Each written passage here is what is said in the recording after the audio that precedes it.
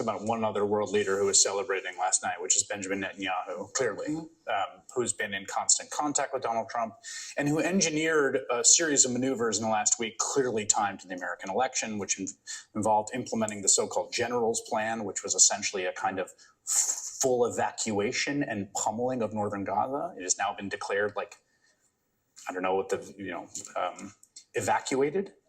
This is very controversial in Israel. He then fired the very popular defense minister, Yoav Gallant, who has been part of the unity government. Who's hardly some left-wing he's figure. A Likud, right? Yeah. This has provoked protests in the country. And I think my interpretation of this from abroad is that Netanyahu is sort of waiting to see who won, to see what he was going to do and whether he was going to resettle Gaza. He fired him on the day of the election. It's not a... What do you think the implications are? The communists used to say not by chance. Yeah, what do you think the implications are of Trump's election for that? Trump's message to Netanyahu was, do what you have to do. Do what you have to do. Now, I think it's incredibly complex. To me, Gaza and the obliteration of Gaza and the tens of thousands of deaths there is one set of moral questions, and I think it's horrific.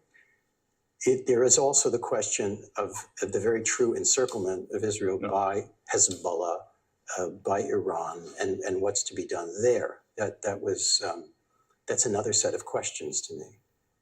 But this requires people with a sense of strategy and tactics and intelligence and patience and the deployment of American power. I can't say by any stretch of the imagination that the Biden administration deployed its influence in an optimal way. I mean, at great human cost. I think that argument can be made, and I would make it. But it is a deeply complex set of questions that, I don't think that Donald Trump has the slightest interest in, save for the mercenary interest. And one topic that